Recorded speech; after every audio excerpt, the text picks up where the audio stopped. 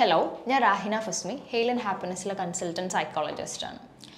നമുക്ക് പുതിയൊരു സ്ഥലത്തോട്ട് പോകുമ്പം, അതായത് നമുക്ക് ഇതുവരെ പരിചയമില്ലാത്തൊരു സ്ഥലം, കുറേ പരിചയമില്ലാത്ത ആൾക്കാർ, അങ്ങനെയൊക്കെയുള്ള ഒരു പുതിയ എൻവയോൺമെൻറ്റിലോട്ട് പോകുന്ന സമയത്ത് പല ആൾക്കാർക്കും കുറച്ച് പ്രയാസം ഉണ്ടാവാറുണ്ട്. ആ ഒരു സ്ഥലത്തോട് അഡാപ്റ്റ് ചെയ്യാൻ കുറച്ച് ബുദ്ധിമുട്ടുണ്ടാവാറുണ്ട്. ആ ആളുകളോടൊക്കെ മിങ്കിളാവാൻ കുറച്ച് പ്രയാസം, കുറച്ച് ദിവസം അല്ലെങ്കിൽ കുറച്ച് സമയത്തോട്ടൊരു പ്രയാസം ഉണ്ടാവാറുണ്ട്. അപ്പോൾ നമ്മൾ വേറെ ഒരു എക്സാമ്പിൾ നോക്കുകയാണെങ്കിൽ, പുതിയൊരു ഷോപ്പിലോട്ട് പോവുകയാണെങ്കിൽ പോലും ചിലപ്പോൾ എന്ത് ചെയ്യും, നമുക്ക് പരിചയമില്ലാത്തൊരു ഏരിയ ആണെന്നുണ്ടെങ്കിൽ ചെറിയൊരു പ്രയാസം ചില ആളുകളിലൊക്കെ കാണാറുണ്ട്. അത് വളരെ നോർമലായിട്ട് പല മനുഷ്യന്മാർക്കും ഉണ്ടാകുന്ന ഒരു കാര്യമാണ്. പക്ഷേ ഇതിൻ്റെ ഒക്കെ ഒരു എക്സ്ട്രീമായിട്ട്, അതായത് നമ്മൾ കംഫർട്ടബിൾ അല്ലാത്ത ഒരു സ്ഥലത്തോട്ട് പോകാൻ തീരെ പറ്റാത്തൊരവസ്ഥ, നമ്മളൊരു പുതിയൊരു സ്ഥലത്തോട്ട് പോയി കഴിഞ്ഞാൽ, അല്ലെങ്കിൽ കുറച്ച് ആളുകളുടെ ഇടയിലോട്ട് പോയി കഴിഞ്ഞ് കഴിഞ്ഞാൽ, നമുക്ക് എന്തോ ഒരു പ്രശ്നം ഉണ്ടായി കഴിഞ്ഞ് കഴിഞ്ഞാൽ ഒരു ഹെൽപ്പും കിട്ടില്ല എന്ന് കരുതിയിട്ട് ഒരു സ്ഥലത്തോട്ടും പോകാൻ പറ്റാണ്ട്, കുറച്ച് ആളുകൾ കൂടി നിൽക്കുന്ന സ്ഥലങ്ങളിലോട്ട് മിങ്കിളാവാൻ പറ്റാണ്ട്, ഇനിയിപ്പം വളരെ അത്യാവശ്യമുള്ളൊരു കാര്യമാണെങ്കിൽ പോലും അത് ചെയ്യാൻ പറ്റാത്തൊരവസ്ഥ ചില ആളുകളിൽ ഉണ്ടാവാറുണ്ട്. അപ്പം നമ്മൾ വിചാരിക്കും ഇതൊരു സോഷ്യൽ ആങ്സൈറ്റീൻ്റെ ഭാഗമല്ലേ എന്നുള്ളത്. അപ്പോൾ ഇവിടെ നമ്മൾ നോക്കേണ്ട സമയത്ത്, സോഷ്യൽ ആങ്സൈറ്റി എന്ന് പറയുന്ന സമയത്ത് നമ്മൾ കുറച്ച് ആളുകളെ മുന്നിൽ പോയിട്ട് നിന്നിട്ട് എന്തെങ്കിലും കാര്യം പ്രസൻറ്റ് ചെയ്യുന്ന സമയത്ത്, അല്ലെങ്കിൽ കുറച്ച് ആളുകളോട് ഒന്ന് നന്നായിട്ട് സംസാരിക്കാൻ വിചാരിക്കുന്ന സമയത്ത് നമ്മളിൽ എന്തെങ്കിലും മിസ്റ്റേക്സ് ഉണ്ടാവുമോ, എൻ്റെ ഭാഗത്ത് എന്തെങ്കിലും തെറ്റ് പറ്റുമോ, ഇനിയിപ്പോൾ അവരെന്നെ മോശമായിട്ട് വിചാരിക്കുമോ, ഞാൻ അങ്ങനെ പറഞ്ഞത് ശരിയാവുമോ, അല്ലെങ്കിൽ അത് അവർക്ക് ഇഷ്ടപ്പെടുമോ എന്നൊക്കെയുള്ള ഒരുപാട് വേവലാതികളെ കൊണ്ടാണ് പലപ്പോഴും സോഷ്യൽ ആങ്സൈറ്റി ഫോം ചെയ്യാറുള്ളത്. പക്ഷേ അഗ്രോഫോബിയ എന്ന് പറഞ്ഞിട്ട് വേറെ ഒരു കാറ്റഗറി ഉണ്ട്. ഇവിടെ ഇതൊന്നുമല്ല അവരുടെ പ്രശ്നം എന്ന് പറയുന്നത്. അതായത് ഇവരുടെ ഉള്ളിലുള്ള പ്രശ്നമാണ്. അതായത് ഇവർ കുറച്ച് അധികം ആളുകളുള്ള ഒരു സ്ഥലത്ത്, അല്ലെങ്കിൽ കുറച്ച് ഓപ്പൺ ആയിട്ടുള്ള ഒരു സ്പേസിലോട്ട് പോകുന്ന സമയത്ത് അവിടെ അവർക്ക് എന്തെങ്കിലും പ്രശ്നം ഉണ്ടായി കഴിഞ്ഞ് കഴിഞ്ഞാൽ ഞാൻ കുടുങ്ങിപ്പോവും, എന്നെ ഹെൽപ്പ് ചെയ്യാൻ എന്നെ അറിയുന്ന ഒരു വ്യക്തി എൻ്റെ കൂടെ ഇല്ലെങ്കിൽ വെളിയിലോട്ട് പോകാൻ പറ്റാത്തൊരു സിറ്റുവേഷനാണ് ഈ അഗ്രോഫോബിയ എന്ന് പറയുന്ന ഒരു കാറ്റഗറി. നമ്മൾ നോക്കുന്ന സമയത്ത് നമ്മൾ മനുഷ്യന്മാരാണ്, നമുക്ക് കുറച്ച് ആളുകൾ കൂടി നിൽക്കുന്ന സ്ഥലത്തോട്ട് പോകേണ്ടി വരും, സാധനങ്ങൾ വാങ്ങാൻ ഷോപ്പിലോട്ട് പോകേണ്ടി വരും, അതല്ലെങ്കിൽ ചിലപ്പം ഒരു ഫിലിം കാണണമെങ്കിൽ ഒരു തിയേറ്ററിൽ പോകേണ്ടി വരും. അങ്ങനെ നമ്മൾ മനുഷ്യന്മാരായതുകൊണ്ട് തന്നെ കുറച്ചധികം ആളുകളുള്ള വളരെ ഓപ്പൺ ആയിട്ടുള്ള സ്പേസിലോട്ടൊക്കെ നമ്മൾ പോകേണ്ട സിറ്റുവേഷൻസ് നമുക്ക് നിർബന്ധിതരാവുന്ന പല ഘട്ടങ്ങളും ഉണ്ടാവാറുണ്ട്. പക്ഷേ അഗ്രോഫോബിക് ആയിട്ടുള്ള ഒരാളെ സംബന്ധിച്ചിടത്തോളം അവർക്ക് വളരെ ക്ലോസ് ആയിട്ടുള്ള ഒരാൾ കൂടെ ഇല്ല എന്നുണ്ടെങ്കിൽ ഈ പറഞ്ഞ സ്ഥലത്തൊന്നും ഇവർക്ക് പോകാൻ പറ്റില്ല. വളരെ എമർജൻസി ആണ്, ഇവർ പോകേണ്ട സിറ്റുവേഷൻ ആണ് എന്നെങ്കിൽ പോലും ഇവർക്കത് പറ്റില്ല. അപ്പോൾ അതുകൊണ്ട് ഇവരുടെ പേഴ്സണൽ ലൈഫും അവർക്ക് ഭയങ്കര ക്വാളിഫൈഡ് ആണെന്നുണ്ടെങ്കിൽ പോലും മര്യാദയ്ക്ക് ജോലി എടുക്കാനോ, അല്ലെങ്കിൽ അത്രയും അവരുടെ ക്വാളിഫിക്കേഷൻസിനും അവരുടെ സ്കില്ലിനും അനുസരിച്ചിട്ട് പെർഫോം ചെയ്യാനോ ചിലപ്പോൾ പറ്റില്ല. പിന്നെ അവരുടെ റിലേഷൻഷിപ്സിലൊക്കെ ഉണ്ടാവും, ഇത് ഇഷ്യൂസ് ഉണ്ടാക്കും. കാരണം ഇവരെ സംബന്ധിച്ചിടത്തോളം ഇവർ ഭയങ്കര ക്ലിങ്ങി ആയിരിക്കും, ഇവർ ഭയങ്കര ഡിപ്പെൻഡൻ്റ് ആയിരിക്കും. എന്ത് പുറത്ത് പോകണം എന്നുണ്ടെങ്കിലും ഇവരുടെ കൂടെയുള്ള, പലപ്പോഴും അത് പാർട്ട്നേഴ്സ് ആയിരിക്കും, അവർ കൂടെ ഉണ്ടാവണം എന്നുള്ള നിർബന്ധം ഉണ്ടാവും. അപ്പോൾ അതുകൊണ്ട് തന്നെ അവർ ഭയങ്കര ഡിപ്പെൻഡൻ്റ് ആവും. അപ്പോൾ അത് ആ വ്യക്തികൾക്ക് പൊതുവെ എന്തുണ്ടാവും, പ്രശ്നം ഉണ്ടാക്കാനുള്ള ചാൻസസ് ഉണ്ട്. അപ്പം പൊതുവെ ഈ അഗ്രോഫോബിക് ആയിട്ട് ഉള്ള ആളുകൾ ഈ അഗ്രോഫോബിയ ഡെവലപ്പ് ചെയ്യാറ് നമുക്കറിയാം പാനിക് അറ്റാക്ക് എന്ന് പറഞ്ഞിട്ട് ഒരു കണ്ടീഷൻ ഉണ്ട്. അതായത് ഒരു ഹാർട്ട് അറ്റാക്ക് സിമിലർ ആയിട്ടുള്ള ഒരു ഫിസിയോളജിക്കൽ സിംറ്റംസ്, അതായത് ശാരീരികപരമായിട്ടുള്ള ബുദ്ധിമുട്ടുകൾ ഒരു വ്യക്തിയിൽ ഉണ്ടാവുകയാണ്. പക്ഷേ അയാൾക്ക് ഫിസിക്കലി ഒരു പ്രശ്നം ഉണ്ടാകുന്നില്ല. ഇത് ഇടയ്ക്കിടയ്ക്ക് ഇങ്ങനെ സംഭവിച്ചുകൊണ്ടിരിക്കുന്നതാണ് പാനിക് അറ്റാക്ക് എന്ന് പറയുന്നത്. അപ്പം ഇപ്പോൾ ഒരാൾ ഒരു ബസ്സിൽ പോയ സമയത്തോ അല്ലെങ്കിൽ ഒരു ഷോപ്പിംഗ് മാളിൽ പോയ സമയത്തോ ആണ് ഇയാൾക്ക് ഈ പാനിക് അറ്റാക്ക് ഉണ്ടായിട്ടുണ്ടെന്നുണ്ടെങ്കിൽ ഇയാൾക്ക് പിന്നീട് അതേ സ്ഥലത്തോട്ട് അതേ സ്പേസിലോട്ട് പോകാൻ കുറച്ച് പ്രയാസമായിരിക്കും. അയാളുടെ മൈൻഡ് ആ ഒരു സ്ഥലത്തെത്തിയാൽ എനിക്ക് ഇനി ഇതും ഉണ്ടാവുമോ എന്നുള്ളൊരു ടെൻഷൻ ഇങ്ങനെ ഡെവലപ്പ് ചെയ്യാനും ആങ്സൈറ്റി ഡെവലപ്പ് ചെയ്യാനുള്ള ചാൻസസ് ഉണ്ട്. അപ്പം പാനിക് അറ്റാക്കിൻ്റെ കൂടെ പലപ്പോഴും അഗ്രോഫോബിയ ഉണ്ടാവാറുണ്ട്. അതല്ലാണ്ടും ഈ പറഞ്ഞ പോലെ അഗ്രോഫോബിയ മാത്രം ചില ആളുകളിൽ ഡെവലപ്പ് ചെയ്യാറുണ്ട്. അതായത് കുറച്ച് ഓപ്പൺ ആയിട്ടുള്ള സ്പേസിലോട്ട് പോകാൻ പറ്റുന്നില്ല, അവർ കംഫർട്ടബിൾ അല്ലാത്ത സ്ഥലത്തോട്ട് പോകാൻ പറ്റുന്നില്ല, കുറച്ചധികം ആളുകളുള്ള സ്ഥലത്തോട്ട് പോകാൻ പറ്റുന്നില്ല, ഇവർക്ക് എന്തെങ്കിലും പ്രശ്നം ഉണ്ടായി കഴിഞ്ഞ് കഴിഞ്ഞാൽ ഒരു ഹെൽപ്പ് കിട്ടില്ല, അവരവിടെ ബുദ്ധിമുട്ടിലായി പോകും എന്നുള്ള വലിയൊരു കൺസേൺ ആണ്.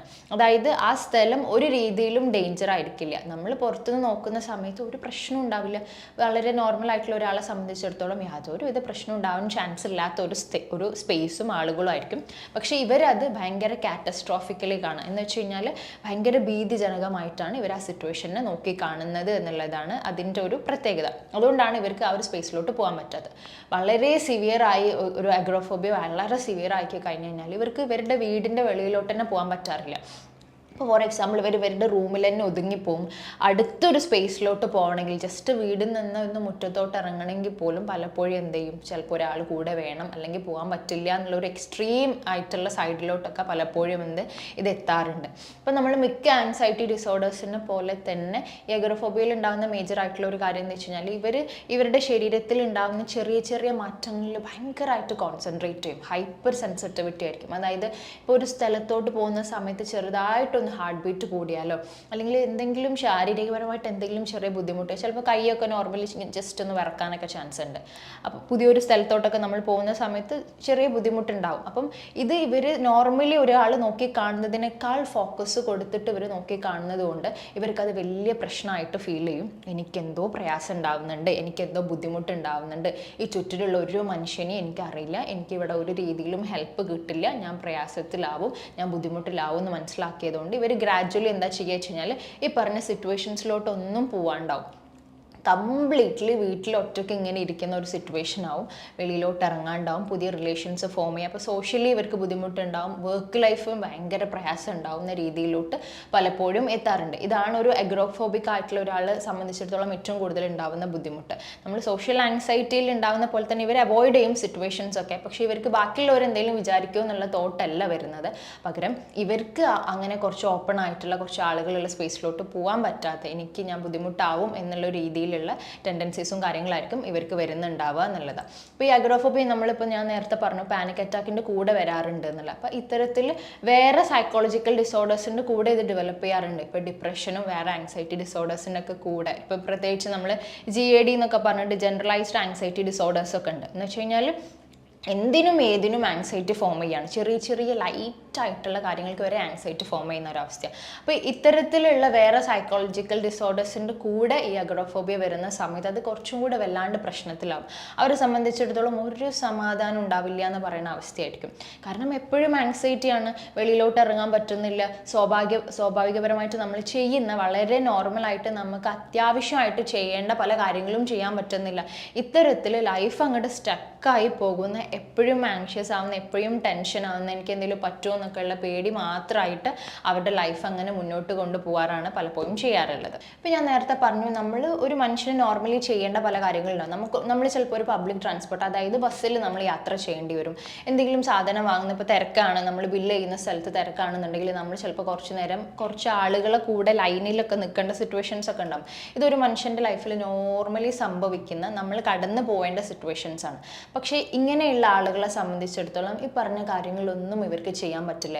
ഈ ഒരു സിറ്റുവേഷനിൽ എത്തിക്കഴിഞ്ഞ് കഴിഞ്ഞാൽ അവരുടെ തന്നെ കൺട്രോൾ വിട്ടു പോവോ, അവർക്കൊന്നും ചെയ്യാൻ പറ്റാണ്ടാവോ, എനിക്ക് കൺട്രോൾ ചെയ്യാൻ പറ്റാണ്ടാവോ, ഞാനൊരു പ്രശ്നത്തിലാവോ എന്നുള്ള വല്ലാത്തൊരു ടെൻഷനും വല്ലാത്തൊരു ആങ്സൈറ്റി ഒക്കെ ആയിരിക്കും ഇവർക്ക് ഫോം ചെയ്യുന്നുണ്ടാവുക എന്നുള്ളതാണ്. അപ്പം നോർമലി ഒരു സാധനം വാങ്ങാൻ പോവുകയാണെന്നുണ്ടെങ്കിൽ ബില്ലെടുക്കാൻ നേരത്ത് ക്യൂവിൽ നിൽക്കാൻ പറ്റില്ല. കുറച്ച് ആൾക്കാർ കൂടി നിൽക്കുന്ന ഒരു സ്പേസിൽ എന്തെങ്കിലും സാധനം പോയി വാങ്ങാൻ പറ്റില്ല. അല്ലെങ്കിൽ ഇപ്പം നമ്മൾ വർക്ക് ചെയ്യുന്ന ഒരു സിറ്റുവേഷൻ ആണെന്നുണ്ടെങ്കിൽ ഓട്ടോമാറ്റിക്കലി ചിലപ്പോൾ നമ്മളൊരു ഓപ്പൺ ആയിട്ടുള്ള സ്പേസിൽ നിന്നിട്ട് കുറേ മീറ്റിങ്ങും കാര്യങ്ങളൊക്കെ അറ്റൻഡ് ചെയ്യേണ്ടി വരും. അപ്പോൾ ഇവരെ സംബന്ധിച്ചിടത്തോളം ഇതൊന്നും ഇവർക്ക് ചെയ്യാൻ പറ്റില്ല.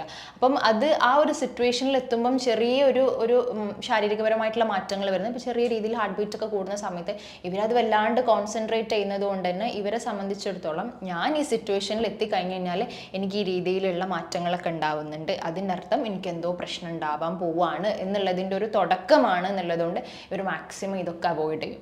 അങ്ങനെ ഗ്രാജ്വലി എല്ലാ തരത്തിലുള്ള സോഷ്യൽ ഇൻട്രാക്ഷൻസും വെളിയിലോട്ടുള്ള പോകലും എല്ലാം ഇവരെ അവോയ്ഡ് ചെയ്ത് കംപ്ലീറ്റ്ലി വീട്ടിൻ്റെ ഉള്ളിൽ അല്ലെങ്കിൽ ഇവരുടെ ഒരു മുറിയുടെ ഉള്ളിൽ ഇങ്ങനെ തനിച്ചാവുന്ന ഒരു സിറ്റുവേഷനിലോട്ട് ഇവർ പലപ്പോഴും എത്താറുണ്ട്. അപ്പം ഇപ്പോൾ എല്ലാ ആൻസൈറ്റി ഡിസോർഡേഴ്സിനെ പോലെ തന്നെ ഇപ്പോൾ ഈ അഗോറഫോബിയ ആണെന്നുണ്ടെങ്കിലും കൃത്യമായിട്ടുള്ള ട്രീറ്റ്മെൻറ്റും കാര്യങ്ങളും കിട്ടിക്കഴിഞ്ഞ് കഴിഞ്ഞാൽ അവർക്ക് അവരിങ്ങനെ കുടുങ്ങി കിടക്കുന്ന ഒരു അവസ്ഥയിൽ നിന്ന് പുറത്തു വരാൻ ഇവർക്ക് എന്തായാലും ഹെൽപ്പ് ചെയ്യാൻ പറ്റുമെന്നുള്ളത് തന്നെയാണ്. ഇപ്പോൾ പലപ്പോഴും പല ആൾക്കാർക്കും കറക്റ്റായിട്ടുള്ള ട്രീറ്റ്മെൻറ്റ് കിട്ടാറില്ല. ഇവരിങ്ങനെ ചിലപ്പോൾ ആൾക്കാർ കുറ്റപ്പെടുത്തും, നീ എന്താണ് എനിക്ക് അവിടെ പോയാൽ ഇപ്പോൾ എന്താണ് പ്രശ്നം, കുറച്ച് ആളുകളുള്ള സ്ഥലത്ത് പോയാൽ എന്തെങ്കിലും പ്രശ്നമുണ്ടോ, അവിടെ പോയി ഒരു ഷോപ്പിൽ പോയി സാധനം വാങ്ങാൻ ഇത്ര വലിയ ഭയങ്കര കാര്യമൊന്നുമല്ല, ഒരുപാട് സ്കില്ല് വേണ്ട കാര്യമൊന്നുമല്ല, അവിടെ പോയി സാധനം വാങ്ങിയിട്ട് വന്നാൽ പോരെ, അല്ലെങ്കിൽ ജോലി ചെയ്യുന്ന സ്ഥലത്ത് അങ്ങനെ മീറ്റിംഗ് ഉണ്ടെങ്കിൽ എന്താണ് പ്രശ്നം എന്നുള്ള രീതിയിലായിരിക്കും ആളുകൾ നോക്കി കാണുന്നുണ്ടാവുക. പക്ഷേ ഇവരുടെ ഉള്ളിലുള്ള ആ പ്രശ്നത്തിൻ്റെ ഡെപ്ത്, ഇവർക്കത് ചെയ്യാൻ പറ്റുന്നില്ല, ഇവർക്ക് ആഗ്രഹമില്ലാഞ്ഞിട്ടല്ല, പക്ഷെ ഇവർക്ക് ചെയ്യാൻ പറ്റുന്നില്ല, അവർക്ക് വല്ലാത്ത പ്രയാസത്തിലാവുന്നുണ്ട് എന്നുള്ളത് മനസ്സിലാക്കാൻ പലപ്പോഴും പുറത്തുള്ള ആൾക്കാർക്ക് പറ്റാറില്ല. അതുകൊണ്ട് തന്നെ കറക്റ്റായിട്ടുള്ള ട്രീറ്റ്മെൻറ്റ് കിട്ടാറില്ല. പലപ്പോഴും കുറ്റപ്പെടുത്തലുകളും ഒരുപാട് ചീത്ത പറയലൊക്കെ ആയി മാറുമ്പം ഇവർക്ക് ഇവരിൽ തന്നെയുള്ള കോൺഫിഡൻസ് പോകും. ഇവർക്ക് ഒരു യാതൊരു വിധം എനിക്ക് എന്താ ഒന്നും ചെയ്യാൻ പറ്റാത്ത എന്നുള്ള തന്നോട് തന്നെയുള്ള വിശ്വാസം പോയി പലപ്പോഴും ലൈഫ് ഭയങ്കര മുഷിപ്പാകുന്ന രീതിയിലോട്ട് എത്താറുണ്ട് പലപ്പോഴും. അപ്പോൾ പല ആളുകളിലും സൂയിസൈഡൽ ടെൻഡൻസീസും കാര്യങ്ങളൊക്കെ കാണിക്കാറുണ്ട് ഇതൊരു എക്സ്ട്രീം എൻറ്റിറ്റിയിലോട്ടൊക്കെ എത്തുന്ന സമയത്ത്. അപ്പോൾ കൃത്യമായിട്ടുള്ള ഒരു മെൻ്റൽ ഹെൽത്ത് എക്സ്പേർട്ടിൻ്റെ സപ്പോർട്ടും കൃത്യമായിട്ടുള്ള സൈക്കോ തെറാപ്പീസിലൂടെ ഒക്കെ പോയി കഴിഞ്ഞ് കഴിഞ്ഞാൽ ഇത് നമുക്ക് മാറ്റാൻ പറ്റാവുന്ന ഒരു സിറ്റുവേഷൻ തന്നെയാണ്. പക്ഷേ പല ആളുകൾക്കും ട്രീറ്റ്മെൻറ്റ് കറക്റ്റായിട്ടുള്ള സമയത്ത് കിട്ടാറില്ല. അപ്പോൾ അതങ്ങോട്ട് ഒരു ഇൻറ്റൻസ് ആയിട്ടുള്ള ലെവലിലോട്ട് മാറാറാണ് കൂടുതലായിട്ടും ഉണ്ടാവാറുള്ളത്. വേറൊരു സൈക്കോളജി റിലേറ്റഡ് ആയിട്ടുള്ള വീഡിയോയുമായിട്ട് നമുക്ക് വീണ്ടും കാണാം. താങ്ക്